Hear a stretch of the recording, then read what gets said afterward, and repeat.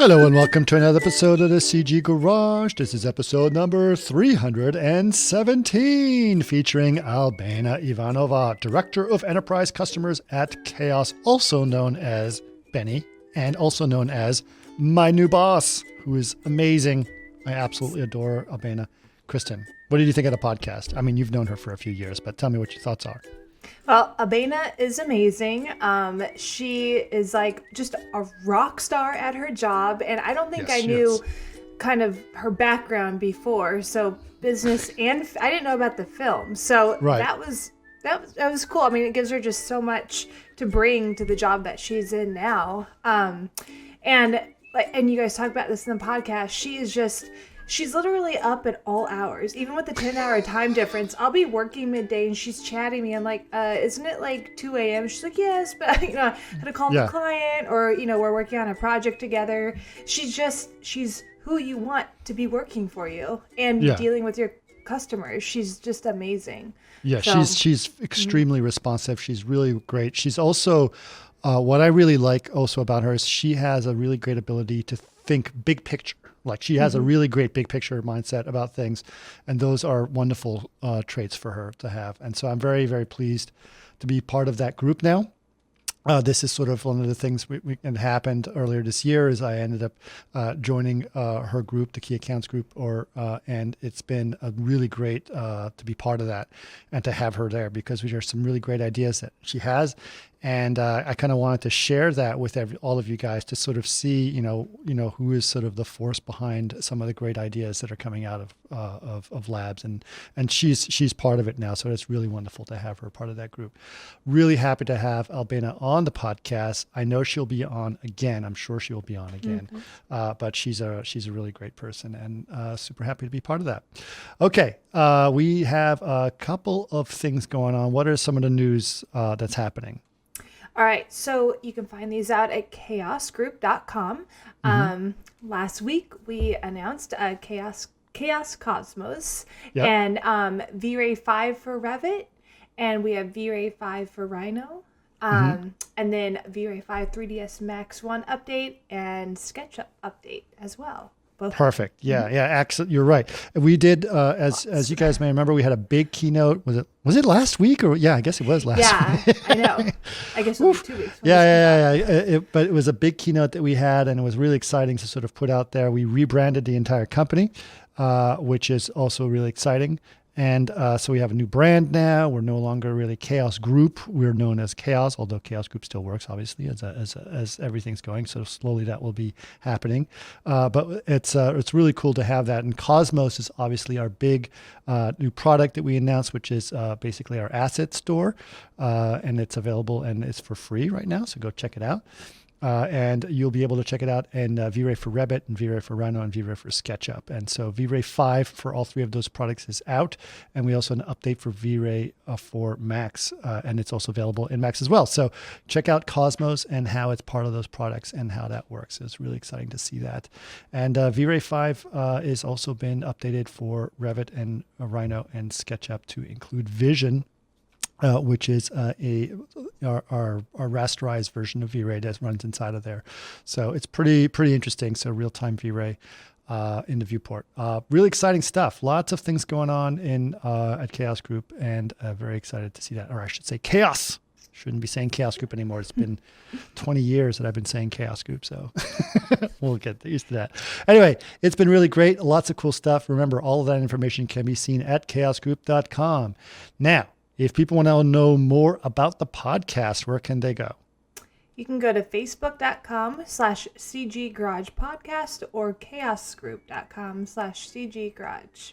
Great. And if you guys have ideas for more podcasts, if you want to hear more of Albena, which I always do, you can email us labs@chaosgroup.com.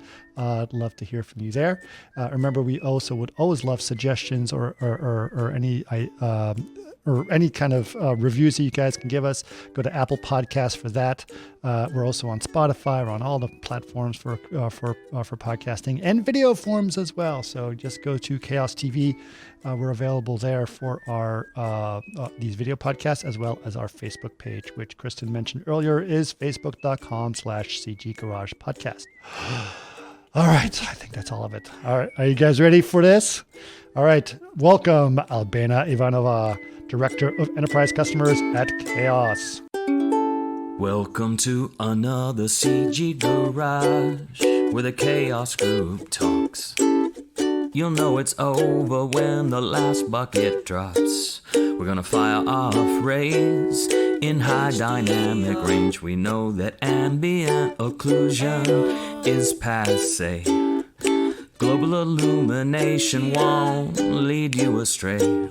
And while image-based lighting is really swell, you need to make sure everything has Fresnel. Pretend we're just doing a regular call.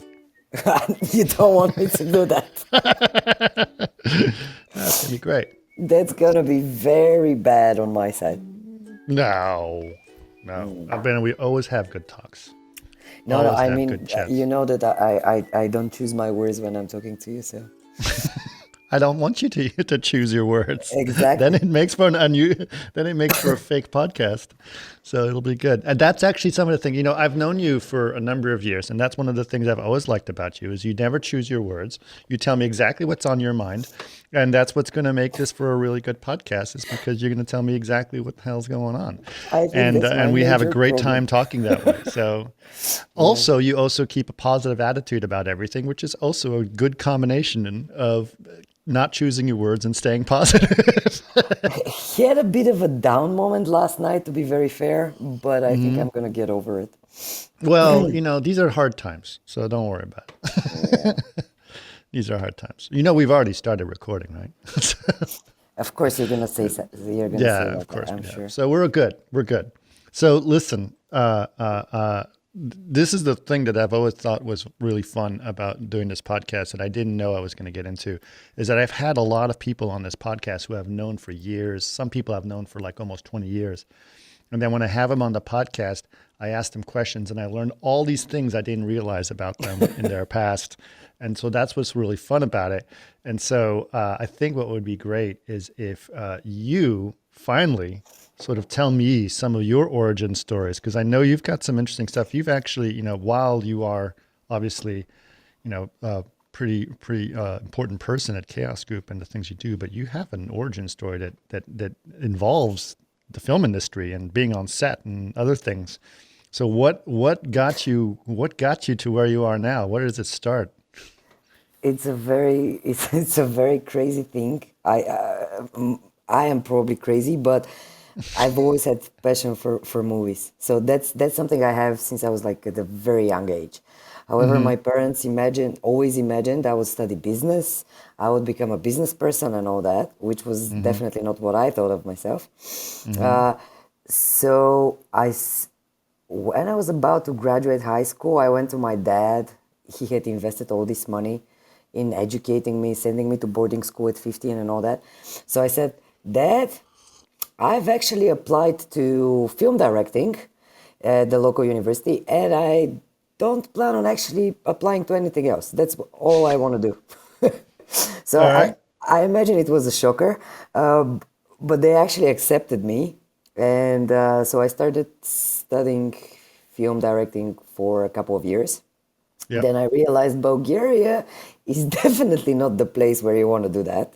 Back at that point, though, even though later on, I've done some research and pretty much things are happening as I imagined they would be for such a market. But yeah, back then it was not the right time. So then I was like, all right, this is not going to work in this way. So let me change things around and let me study business and come back as a producer one day. So when was this happening approximately in Bulgaria? At the age of like when I was graduating school, so about early 2000s. So yeah, very early 2000s. Now there was a bit of a film industry in Bulgaria, obviously, right? Oh, there was a lot of film industry during communist times. Right. A lot of it. But it's not the type of films I would love to see. Nope. Because you would have like a shot that would be 3 hours conversation and you only see part of the back of one of the characters. You know, the camera's behind him. You have absolutely nothing but just like part of his jacket and then you listen to a conversation for 3 hours. There were good movies though. There was like Was it Solaris? That was a good Russian movie. The Solaris is really good. but they were Long doing shots. very long shots. I don't know where they learned that, probably from the Russians, but Yeah. very long shots. But a lot of money were invested in that. And if you were in the film industry back then, you had a pretty good life. But that's before I could actually speak. So after that, like late 80s, I would say things died. And now they're waking up again, kind of. Right. Well, okay. So you decided, okay, so I'm not going to necessarily direct, but I'm going to study the business part of it and do producing, right? Do the business part was the key thing, because otherwise I don't think I would have managed to sell that to my parents. So I've been selling things to them from a very young age, and so yeah, I started studying business, and it turned out I actually really like it because it gives me this big perspective on things. Never dropped the passion for film though. So I had periods in my life, like I did, obviously while I was studying, I did some student movies, but then much later, actually just before I joined Chaos, I did another couple of movies, like real movies, where I was in part of the production. Actually, one movie, one TV series that are still on Amazon Prime. But Nice. yeah, now it's actually, when I saw the first season, I was like, oh, okay, I'm not sure I like it. It's probably because I read the script and it was not exactly what I imagined would happen. But actually, it turns out now that I watched it a couple of years later and don't feel the cold anymore, because we were shooting it at minus 20 degrees Celsius in very cold winter in Bulgaria. And there were a lot of night shots and very long days, as you imagine. So yeah, I think when the cold is behind me, I actually enjoy it now.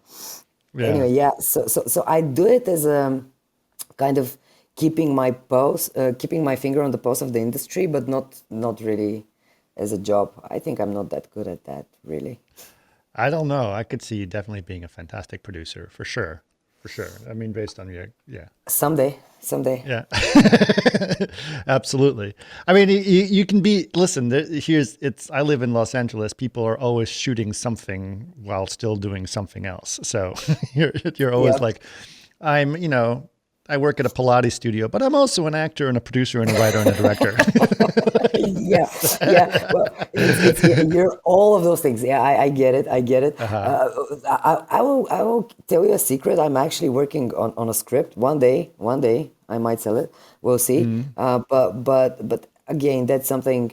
Again, now that I know the business side, I know what would sell and what won't. So I want to make sure I have the right thing when the time comes. Right. So you said you have something on Amazon Prime. Can you tell us what it is, what it's about? It's initially it was a Sony production. It was a Sony film that it was a huge production. Then they sold it after the first season. They did sell it to Amazon. It's I don't know if I can say it, but it's about this lady who lost her memories, and then she was kidnapped, or is she the killer or is she not? Not any spoilers, but it's not that bad actually. I'm gonna send you a link. It's not that bad. Okay, what's the name of it? I won't tell you. Okay, you won't tell. You don't want our listeners to see them. I like anything that's related to me being involved in movies. I'm kind of ashamed of it. So I'm not Don't be sharing ashamed. it. No. It's like, it's great. I think it's great that you're doing that.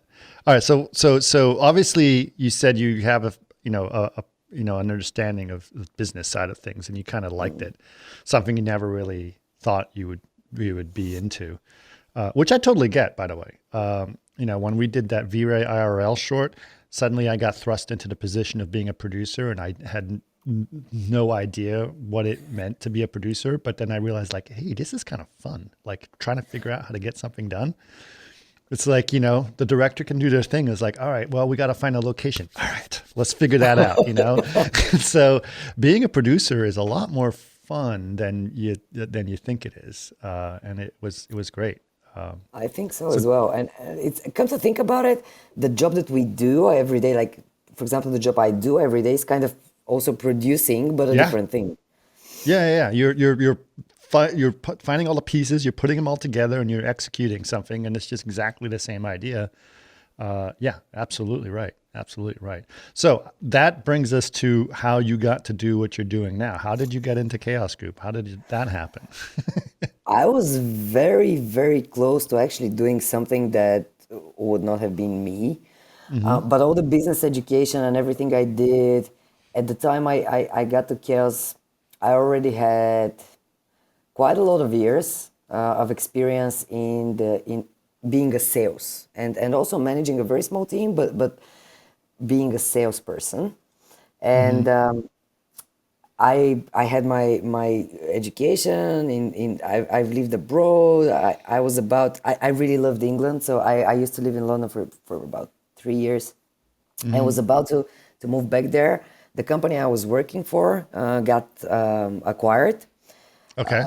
So as a shareholder in the company, I had some time to actually enjoy myself for a while, and it was a very long period while we were selling it. So I was like, yeah, I'm taking a sabbatical. I'm not gonna stay with the company anyway after the sale, even though they wanted me to. But I was like, no, I'm done. I came back to Bulgaria to work for this particular company and the owners. It was a great company, and I really enjoyed it. But then I was like, all right, so now my next step would be, and this is gonna sound really boring, by the way, but it's not at all. What we were doing is actually we were selling software, Bulgarian-made software, to the biggest insurance companies in the world. Okay. So imagine this is a completely different thing of what we're doing right now. Sure. So I was suited up all the time, in a not predominantly, entirely male industry. So you imagine these people, and yeah. So I was doing that, working with all the big five consultants, huge deals, multi-million euro and dollar deals.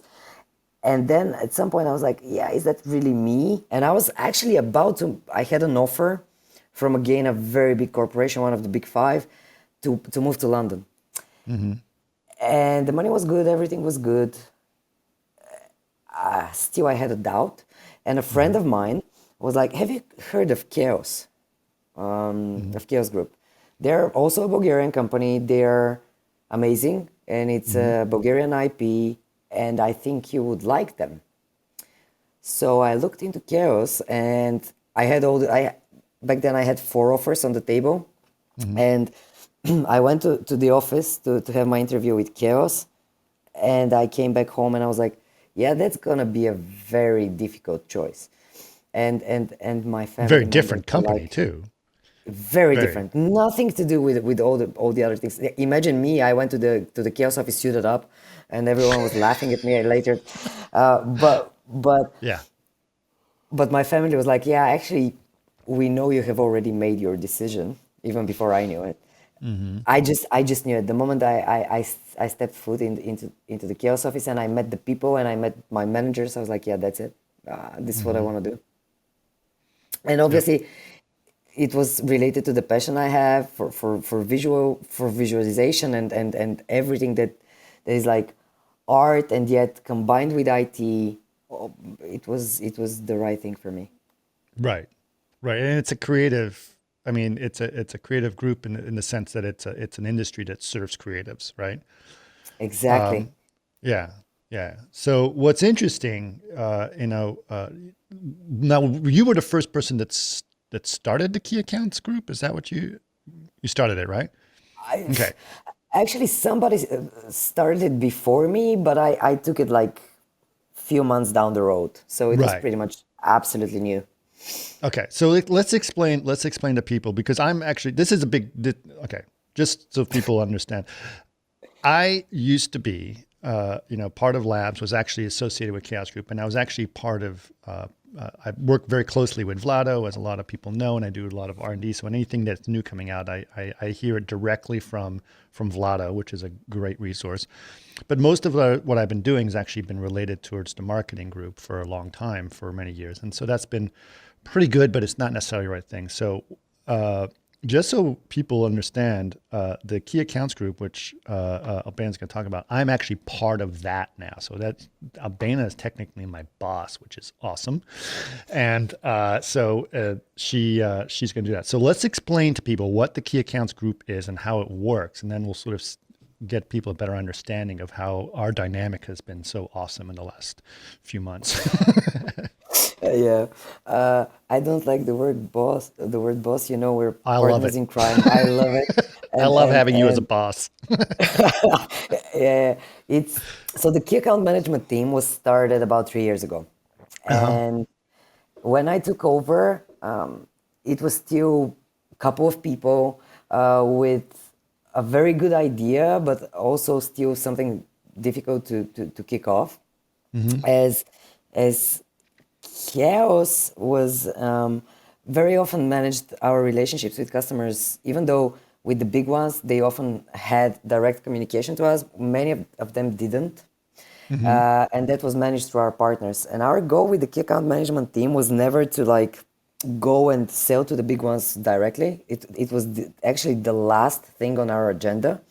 It was more like meeting the users, meeting the people the big studios, understanding, because they do have and here I'm not talking about VFX or AC or product design.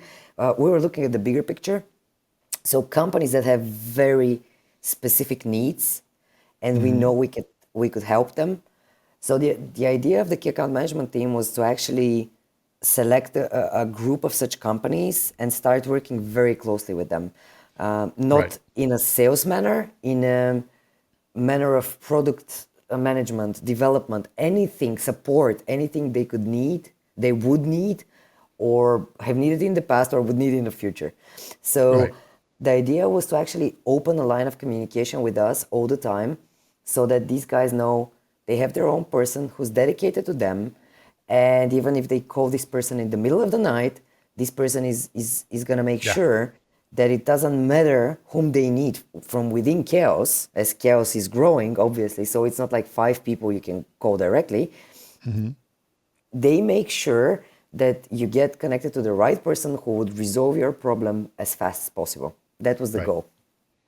Yeah, it's like having your personal Alfred at Chaos Group. Yeah, that's it. And this is how, and the thing is, what I really love about the team is they take this very seriously, because they know it's a huge responsibility. If somebody's calling you on Friday 2 a.m., they really need your help. So we wake people up, we make sure that they get what they need in order to get the job done, because they are responsible to somebody else at the end of the day.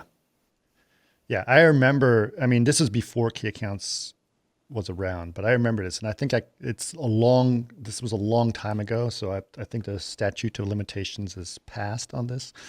But I was at Digital Domain, and this was around the time that DD was going through bankruptcy stuff, right? So people remember those days. They were tough days. But the thing that was very important is that everyone at DD was actually going through, was very dedicated to try to keep the company working, and all right, we still have jobs. We were working on a bunch of big movies. I think Iron Man 3 was still happening. We were working on that. We were working on Oblivion. We were doing a bunch of stuff. And we were working late, as most people do when they have big deadlines. And then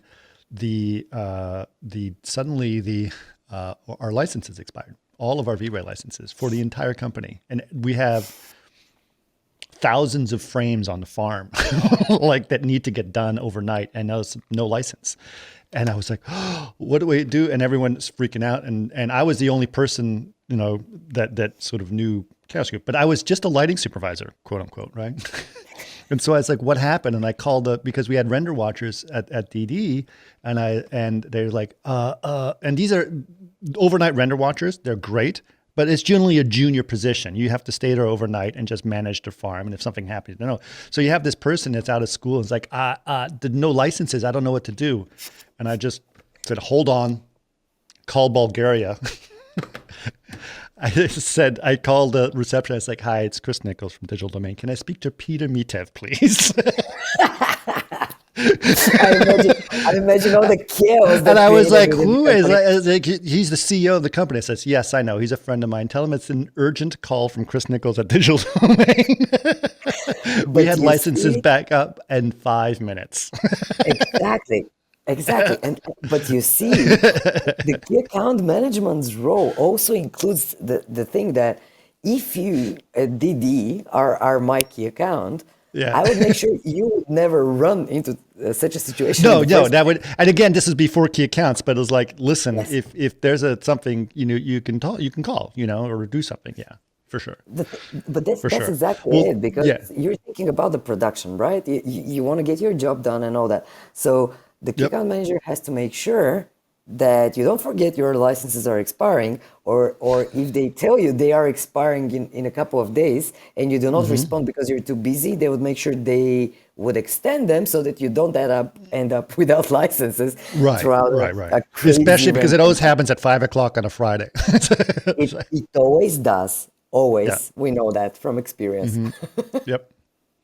For sure. But I think another very important element to that is actually the feedback we get because again, while doing this production, you would know, "Oh, why don't you improve this or improve that?" And the key account managers actually gather all that feedback in order to make sure it is part of the roadmap. And I think Right. that's another very important thing. Yeah. Yeah, yeah, for sure. For sure. And it's a great group for many reasons. And so what I started to realize is okay, so key accounts is, a little bit of sales, obviously, because you're doing bigger deals than individual sales of licenses. It's a bit of sales, or it's a lot of sales, but it's also about client relationships, Yeah. mostly about client relationships and about understanding things. And then I started to realize that, wait a minute, I'm getting most of my information about what our customers are looking into and all that stuff, not from our developers, but from Albena. Because she's in touch with everyone. She knows what's going on. And it's like, wait a minute. So I started saying, it's like, instead of working for marketing and focusing on that, why don't I just work with her directly and her group? And the group is great. And it became like so obvious. So at the beginning of this year, starting January, I'm now officially part of Key Accounts. And still with Vlado as well, obviously. But it's been a very different experience this year, and it's been awesome because I get to really sort of engage with the customers way more directly, and that's fun, creatively speaking, as well as the fact that we have such a great team that is like wants to be part of the solution, right? That's the thing. We always want to be part of the solution. And so it's not just me going, I don't know, trying to figure it out as I go. I'm not an army of one anymore. You know what I mean? We're a great army. I totally agree with you, and I could not be happier to actually have you as part of the team. And it's it's so inspiring every single day. Exactly what you said. Like sales is probably 5% of the job these guys do on the team. We're in constant communication with the product team. We're in constant communication with Vlado himself, with the support teams, with pretty much everyone in the company, including all our trusted partners around the world that we're supporting, actually supporting our customers. Then with obviously our main focus is the communication with the end customer. Right. So that is amazing and so inspiring. And as you said, it gives you a very good perspective of where the industry is going, of what people really need. And for example, if there is a solution that might work for some and could be a completely far-fetched thing for another industry, at some point you start thinking, how can I improve this product so that it resolves much more problems than just a particular segment. So all these things actually are really, really amazing, I think. Yeah, absolutely. I think you were hinting at that. We should dive a little deeper into that. The thing that's interesting is that you deal with a variety of industries, right? So you deal with visual effects, you deal with architecture, you deal with automotive, and you deal with other, like, oh wait, who's a customer? Wait, who? What? And some of these are big customers, like big names of guys. Like, why would they be using our software. Oh, that's interesting. It's part of their design process. It's part of their whatever it is. There's a lot of different really cool customers out there. I mean, for example, everyone knows, I'm not going to get too much in our customers because I don't want to put them out, but a lot of people know that IKEA, for example, is a big customer of ours and we deal very closely. Martin and I talk often, right? So, and that is an interesting thing. Like, what is the problem that IKEA has? It's a very unique problem compared to architecture or visual effects or anything else. But some of the solutions that we need to solve for IKEA can somehow turn into a solution that the visual effects industry didn't even think of. Exactly. Exactly. And Right. this is why we wanted to have as diverse group as possible, because we have really seen that what solves what is a problem for one group could be for the others. And you mentioned it, like we're not getting into customers. This is something that all the key accounts have, like all the key account managers have like this thick NDAs Yeah. and like DNA samples of their ancestors related to them, because we're obviously working with amazing companies Yeah. from, yeah, as you said, variety of industries. And I'm sure in many cases they would be like so excited when they see something and they cannot share they've been part of it, but yeah, part of the game. Luckily, we have a close knit group, and we can share, but amongst ourselves, some of the cool, fun things. Yeah, Yes. yeah, yeah. I am, back before COVID, I was so used to going to all the studios, and you can't walk into a studio without signing an NDA. So, Yep. it's it's really tough. Yep. I Yeah. So, I cannot count the number of NDAs I've signed in the past 3 years. yeah, yeah, yeah, for sure, for sure. Sorry about that. That's all right. But yeah, it's a great feeling to do that. But also, what are some of the other things that, I mean, obviously one of the things I've always admired about what you do is you communicate really well and you listen really well. So that's something that's very important skill set to have when you're talking to your customers. What is, how do you balance that? How do you feel that you listen to things? What's the key that makes things work in that area for you? Thank you. I think I have this natural curiosity by default, but for Hmm. me, if you don't listen, there's no way you can solve the problem. And sometimes when you're talking to people, they're not quite sure where the problem really lies, and you might be able, if you listen good enough and to enough people, you actually might be able to get a hint of where the problem Hmm. lies and help resolve it. And for me, in order to, this is why I said the team is not salespeople. For us, the goal is at the end of the day, go out there, understand what the needs are, understand where the trends are going, and sometimes you would be surprised, even the customers are not certain of what the future looks like. And if we could help them at least get a glimpse of it, then we've done our job right. Right. So I think yeah. that I think that nails it, because what's really important is it's a difference between hearing and listening. And when you're listening, you're actually putting things into context and you're understanding more. And I think that what's happening is also we have the purview of having more information than the customer does sometimes. Not Yes. just in terms of how our software is, but also how other customers are solving similar problems. So we can actually almost become a consultant to that Yeah. person about how to solve those problems. I mean, there's a major studio that the owner of the studio is a friend of mine, and he often emails me and say, "How are other customers solving this problem that I'm having, so that I know what to do?" And I was like, "Well, I can't necessarily always tell you exactly what's going on, but here's a trend." Yeah. But they're basically coming to us as consulting groups and saying we need to solve a problem. We want to know what the trend is, right? So that's an interesting thing as well. By the way, now that you mention it as consulting, we have actually started doing this as a key account management team. Oh, really? So, yep. And for example, there might be a company, we had such a case that is dealing with machine learning. All right, so they have Right. absolutely nothing to do with our industry, nothing. However, they come to us and they realize that they need hundreds of images that they have to go and buy from insurance companies around the world. All right, like real photos of, let's say, car crashes, so Okay. that they could feed those into their ML. Algorithm. Yeah. Yep. Yeah, so that it could start recognizing what is fake and what is not fake when it comes to automotive. Fraud. Nice. Insurance fraud. Yes, insurance fraud. Yeah, so that's my previous area. So as you can imagine, and these guys have to pay a lot of money to get Yep. those images, and those images are a limited number, obviously. Right. So we were talking to them, and we were like, why not start generating them yourselves?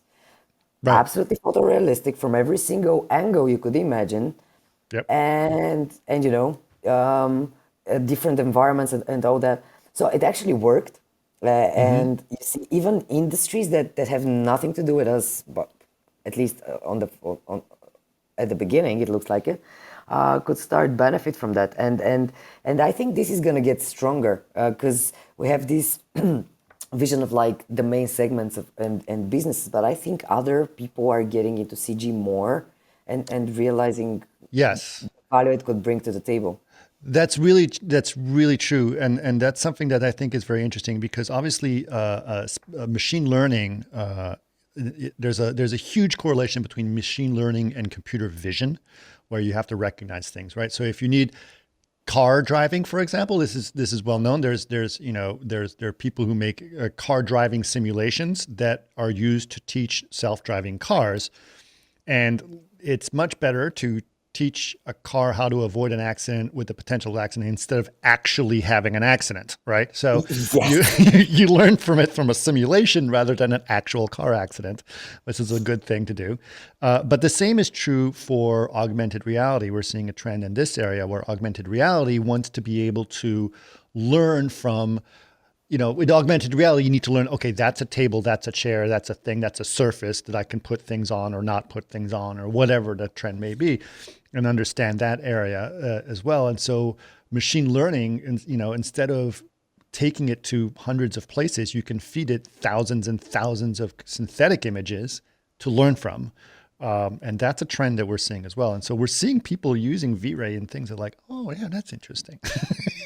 Yes, and actually, people are publishing papers on that already. Uh-huh. It's amazing. And by the way, here's something you don't know about me probably, Yeah. is that actually I have I did in Oxford. My dissertation was on machine learning in insurance business.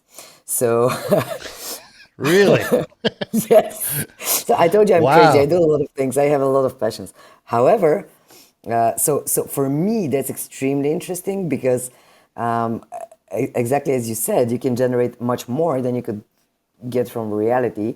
And the other thing is that actually this is much cheaper as well as for the company to acquire synthetic images. So yeah, anyway, that's a huge passion of mine, and I see a lot of future in that, and I can see a lot of industries already doing that. Yeah. So yeah. Yeah, I definitely see a trend. I also think it's going to feed back on itself, where I think that machine learning is going to contribute back to the synthetic images as well in certain ways. And it is in the denoising sense. So denoising is based on machine learning in a similar way.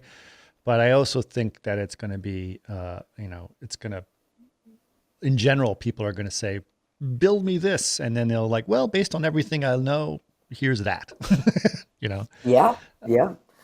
And people Yeah. are already asking for things that are still not there, but I know would be in a couple of years. So Sure. I think yeah, we're still to see the interesting part of it. Yeah, it's interesting. I didn't know you were studying machine learning at Oxford. My gosh, Albena, you're always full of surprises. Yeah. You're full of surprises. I was studying business, but this was my passion that a friend of mine actually got me into throughout Yeah. my previous company. And I was like, yeah, let's get into that then. Yeah. Yeah. Yeah. Yeah.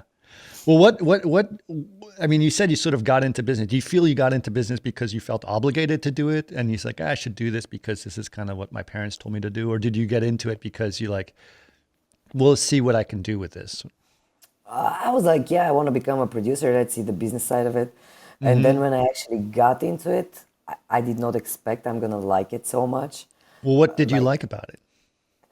thinking ahead, getting the whole picture, lacking information, and then having to connect the dots in order to realize what it would turn into. Right. So I think a lot of things, and I'm also kind of a gambler by heart. So sometimes it's worth taking the risk of doing something that might seem totally crazy right now, but then you definitely believe it's gonna make sense in the future. So all those things probably combined.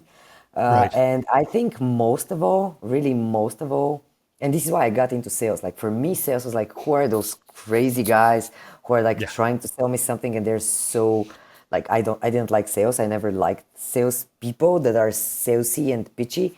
But I think this has changed. Like if you're it's all about customer service and relationships. This is sales for me.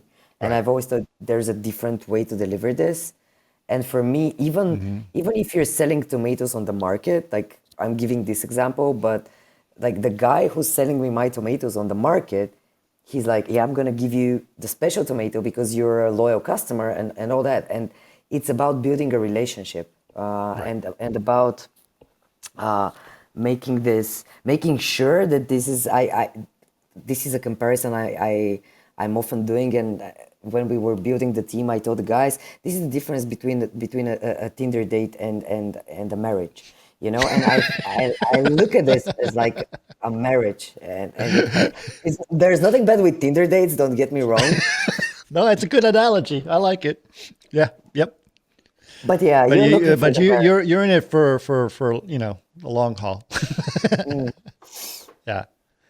Yeah, in fact, you gotta make sure you continue to have that relationship after the sale is done. So that's definitely better. That's not a Tinder date. Yeah, the Because you sale also is got to make sure like, hey, that relationship keeps going and then that turns into more sales next year or whatever. Like what else do you need? Let's keep that going. Yeah, absolutely. I Absolutely. think in good and bad goes for like really goes into that because like when the customer is having a bad time, you definitely have to be there for them, support them in any way you can, as a partner. That's it. Right. Right.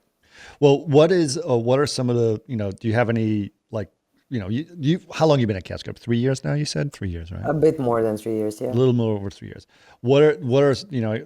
Obviously one of the other things that we do sometimes is we have great parties, we used to do, which is always a lot of fun. Had one this Saturday. Yep. We don't have that luxury in Los Angeles yet. We're still under heavy quarantine in this area. So They're so are just we. starting to lift up the stay-at-home order, but Yep. yeah, we're in bad shape. But that's all right. We'll get out of it. People are starting to get the vaccine. But we used to have great parties and great relationship, and that was also really cool because I remember when we would have these parties and we'd have a lot of key customers that would come to that area, and they weren't. It wasn't like a SIGGRAPH party where everyone was the same industry. Where like we had automotive people and architecture people and visual effects people, and then suddenly they're all mingling and they're starting to realize as they're talking to each other that they have similar problems or different approaches and different things like that. So they were really interesting parties besides the fact that it was good to hang out together. So, but what were some of your, over the last few years, you must have some really interesting success stories that you think are really good. Can you think of something? I think probably the biggest win was actually to gain the trust of the people that they can call us and not the people they're used to calling. Right, Because we can actually resolve their problems faster, probably. right.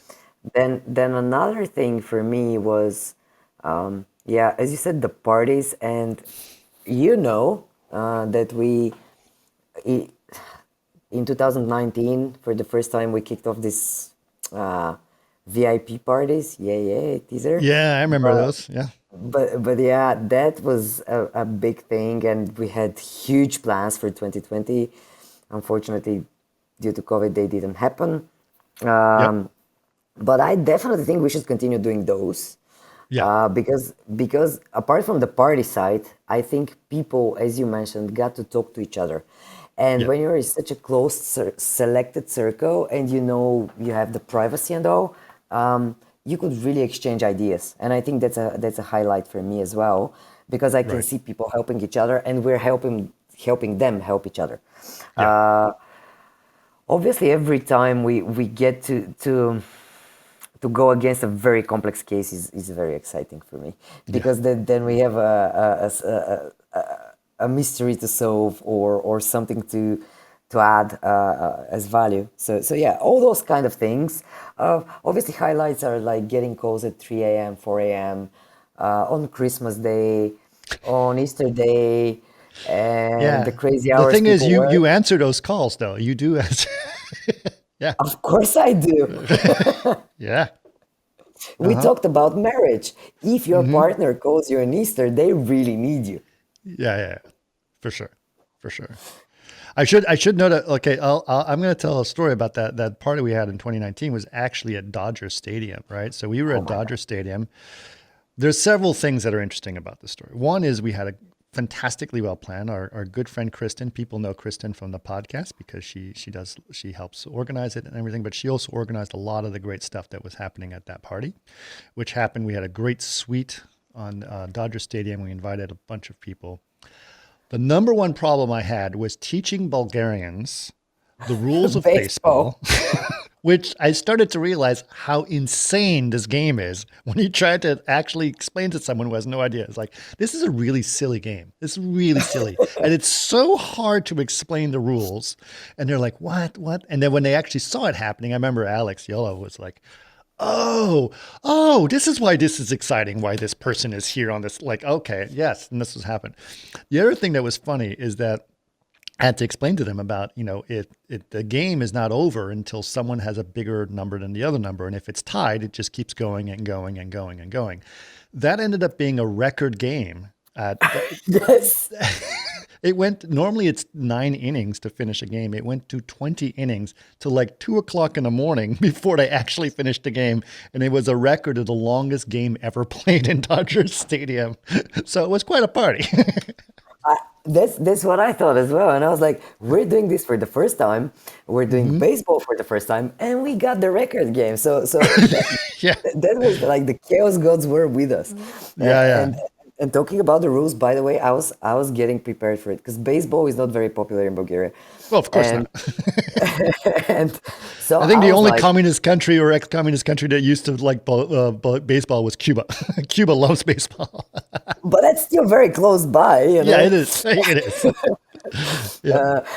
And so I watched videos. I was preparing myself, I wanted to understand what's going on. First of all, Well, that's just like you, a key account person. You're going to know everything about the customer before you go into the meeting. yeah, and it was exciting for me, because it was a Dodgers game. I still have my hat and all that. So Dodgers opening night, I believe it was, and Yeah, and yeah, yeah. and we had these very cool baseballs made with like the V-Ray logo, and I was like, oh, that's so exciting. So I have to learn about it. I got like the moment we got to the stadium, I remembered absolutely nothing. The very cool thing is, like, everyone was so dedicated to explaining me the rules, that at some point I here, excuse my ignorance. It's not that I really want to understand it, but like something huge happened during the game. I think somebody kicked out of the. I really don't understand, but like everyone was like so excited, and I was in the middle of a conversation and I could not really see it. But like, yeah, we were really trying to get the rules. It was the one of the best parties this year, though. Like 2020, so last year. Right. We were supposed to do basketball, and this one I know. I've played basketball, Yeah. so Okay. so this one Yeah. I wouldn't need explanations. Yeah. But it's too bad. Unfortunately, 2020 was not necessarily working for us. But that's okay. We'll get back to it at some point. If not 2021, maybe 2022. But we'll definitely do that again. But By it the was way, great. by Yeah. by the way, until the last minute, Staples Center was not canceling the game, and I it was know. such a drama around it, because we had our tickets, we had everyone invited to the party, and no one was sure whether it's gonna happen or not. they were saying, no, the game is happening and we're here. Should we fly? Should we not? Then they closed the border. So it was pretty clear. I know. It was really down to the last minute because I think the game was sometime like early April or something like that. And March. It was in March. It was March, right? So it was the Staples Center basically said, no, we're not canceling the game. I was like, but no one can leave their home. So how can we go to the game if we're not allowed to leave our home? Like it was really, but of course, that's very expensive to refund all those tickets. So they don't want to refund them if they don't have to. So but anyway, it did get refunded, unfortunately, but it's okay. We will have them again. We will meet with our customers in person again. And it's always fun. Albena and I usually meet at conferences, and she always has these great meetings that she has with people. So she always tells me about, okay, this is what I found out. Also, if you want to know good gossip about customers, and you each have an NDA on the same thing, then you can actually talk about really cool stuff. And it's like, there's some really cool stuff going on here. We should check this out. And it's always exciting because for me, for labs, that's what I need to know. I need to know what's happening so I know about the future. And this is why being part of your team has made so much sense. And it's been really great. Really great. Although I have to, and let's talk about this for a little bit. Like obviously you mentioned, you couldn't leave you had to stay home. You're not traveling as much as you used to because of the pandemic. But how many meetings did you have last year on Zoom meetings? Last we counted, they were over 500. 500 meetings. Yep. Yeah. Yep. And that's 500 meeting with customers. And that's with customers. Not internal meetings. Partners. I don't count internal meetings. I don't count partners. So that's just customer meetings. However, I was very concerned at the beginning of the year when the pandemic struck, and especially large companies were still trying to figure out work from home, and they were struggling to even get on a Zoom meeting. And for me, that was a very concerning period because for us, the vibe is what matters, and talking to them is what matters. Getting their feeling, their needs is what matters. So I was like, okay, that's not looking good. Then suddenly things actually got back into order and people were able to do calls. And actually, I think it was a very productive year, in my opinion, because it was hard for everyone. But I think that's exactly the moment when we get to lean on each other, and all those meetings. It was you mentioned sales. It was never about the sales, because with many of them we already have the contracts and the relationship in place. It was about how can we help, and this is what we were doing this year.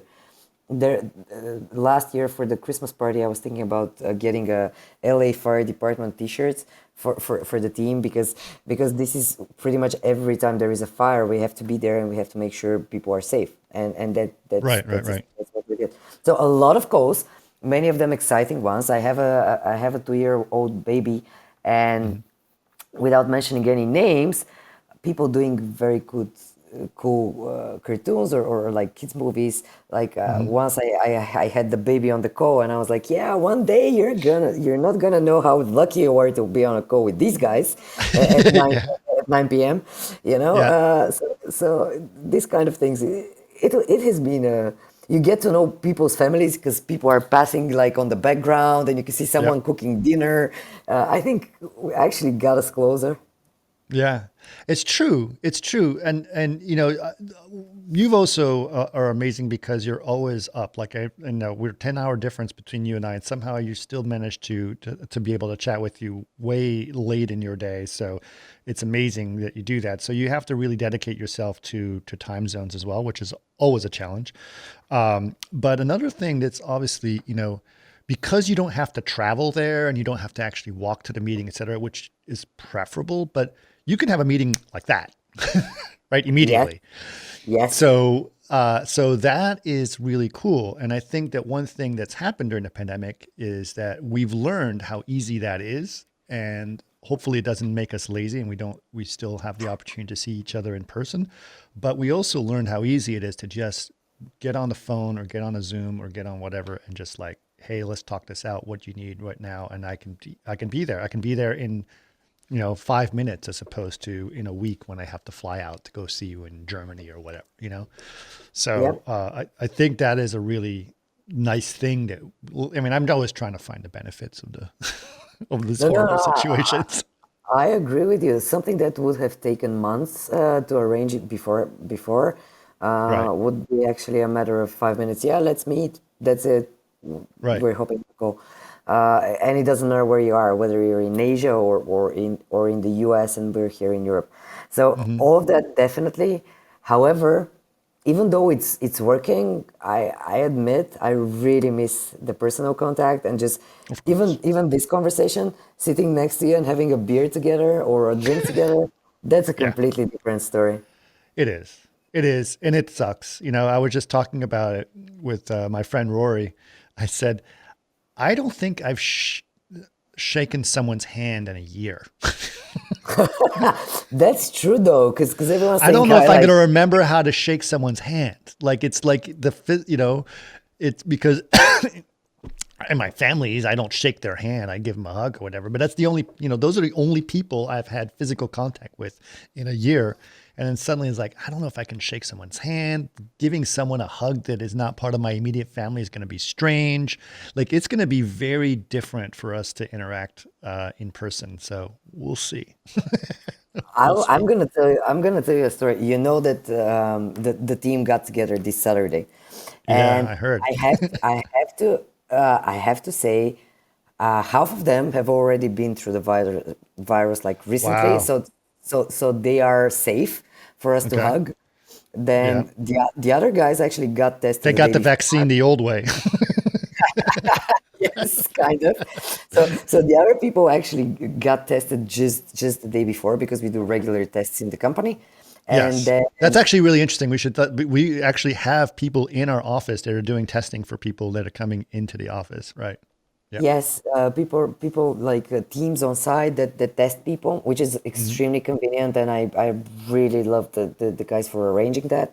Hmm. So so everyone was either tested or been through the virus. Hmm. So it was amazing getting together after having to work remotely for almost a year, Right. getting together for one of the team members' birthday, Yeah. and we got to hug each other and actually get a physical contact with each other. I could say the hangover was terrible. Right. I'm sure. I'm sure. I did see the pictures of everyone. It was a, shall we call it an alcohol potluck. It was crazy. And there was some very good whiskeys that you guys brought in, and some. I'm sure was there rakia as well. Of course, there's rakia. None of the guys actually drinks rakia, neither do Ah, I. But they got a bottle of champagne because they know yeah. I adore champagne, and and Yes. and and very good whiskeys, and very good, like, pretty much, and vodka, and there was so much alcohol, like, for Hmm. it was like for an army, or I don't know, a huge party that was supposed to be between five Bulgarians. We ended up playing Mortal Kombat, which was also like kind of a physical contact. So yeah. Nice. Nice. Nice. It's good. It's good. It's such a great team, and it's really nice. And it's really nice for me, honestly speaking, because for a long time, I have felt, like I said, I felt like I've been an army of one as part of labs. And it's not necessarily a bad thing. The thing is, Lon and Vlado and stuff, they give me a very long leash, as they say, where I can really, if I have a crazy idea, I'm like, go ahead, try it, do what you want. But it is a little bit harder to do it when it's by yourself and you don't necessarily, always have the support or ideas that you need. Right. So like this podcast, for example, this was like, I have an idea. Let's do a podcast. Give it a try, see how it goes. Like, and now look at me. I'm like 6 years later and I'm still doing this. But but the thing is, being now when I actually go to the key accounts meetings, I actually feel like I'm part of a big team again. And it's really nice to feel like that those guys are out there and they're listening to some ideas and they're saying, hey, Chris, this is something cool that's going on. What do you think? Is this something that we should look into? And so suddenly I feel like I'm part of something that much, much bigger in the company. And it's been really, really nice. Really nice. And we call And it, what's the name of also what's the nickname is of the team? Oh, that's a very funny story. So there are a few things that actually it's two things that were called. One is Voltron, and the other one is the Hmm. Dragons. Now, Hmm. Voltron comes from the part that everyone on this team actually comes from a very different background. So we have marketing Right. people, we have education. I come from the education team before I was Hmm. on key accounts. We have integrations. We have like such a diverse group of people that actually when they come together, this is why they are so strong because everyone has a different view. Different And perspective. Yep. yeah, and for me it was when building the team, it was extremely important. I didn't want none of them to think like me or like each Hmm. other. For me, that's what's valuable is that everyone brings their own perspective, their own understanding, their own view, and when they come together, it builds Voltron. So it was really funny. The moment we got together as a team, they said it on the chat like we're Voltron. So immediately I was I was on Amazon buying them a huge Voltron Lego to build together, which we still have in the office. The other thing is they Awesome. call yeah. The other thing is they call me the mother of dragons. I'm not sure if Yes. I'm a grandmother already, and I say this every single time that I know after the last season is not a very good thing to be referred to, as she goes totally You're nuts. destroying the world. But I am kind of crazy anyway, and I would burn the land for Yeah. the customers. So yeah, kind of. Even the negative part is not that negative, but yeah, it's Yeah. because they are the dragons, and I love them, and they get into a battle like like it's their last battle, and I love that. Yeah. That's awesome. That's awesome. And it's really nice to be part of the Dragon crew for sure. The thing is, it's nice to be part of a group that basically is so passionate about what they do, and so involved. And what you've also done is that group is they've picked up your enthusiasm and they've taken it to heart, and they've also learned, we were just talking about the difference between hearing and listening. They've learned that skill as well. And not that they necessarily didn't have it before, but they really do. They use a way of communicating that's really great, and it's very refreshing and very nice to have that group of people to work with. And I think it's great. I think it's really cool, and a lot of great things come out of that company, out of that group. It's not just sales, as you said. It's also development of new ideas. And we communicate very directly with development about like this is where the trend of the industry is going based on all of our conversations with our key accounts. This is the trend of the industry, and if let's pursue that specific thing. So it's been perfect. So I'm really happy that we're all in this together, Albana. It's great. Yes, yes, and we should spread the fire across like everywhere, Yep. and I'm really glad that we get to get partners on board and other teams on board, and um, the you know how it's really funny. Usually the tech guys would be like, yeah, those sales guys they don't get anything, but actually we have built such a relationship and trust that when we go to the developers or to the product guys and we give them the feedback of the customer, they know we really know what we're talking about, and actually 80% of our time is doing product and dev talks rather than doing offers or something like that. Right. Yeah. Yeah. For sure. Yeah, and it's great. Like I said, it's been really fun to be part of it, and the conversations have been amazing. It does mean I'm in a lot more meetings, so my mornings are a little bit more busy, but that's fine. I've learned that part. Very early morning for And you, so it was really nice. Like everyone, Phil and Lon were joking. It's like, so what is you're part of sales. You have to sell things. I was like, no, I'm not part of sales. I made that no, very you're not. clear. No. I am here to support you guys and whatever you need. But really, I'm mostly like a fly on the wall during the meetings and picking up things that are happening that are great. So it's been really really awesome to be part of it. So very exciting. Listen, we're coming up on an hour, and I'm sure people are going to have a lot of questions about key accounts and stuff, which I'm sure you can continue to let us know about. But we'll definitely do it. I'm so happy to have Albena on, my new awesome boss, and she's been a wonderful partner, and we will continue to work together on a lot of cool stuff. So I'm sure you will hear her name on the podcast quite a bit more as we go forward, because she's always the one who's pushing me to do cool stuff, which I'm excited about. All right. Well, thank you so much, Albena, for doing this. I really appreciate it. Thank you for having me. It's been an honor defending me, and I'm sure it was. We work together. We do crazier stuff together, but it has been such an exciting thing to do this. Thank you.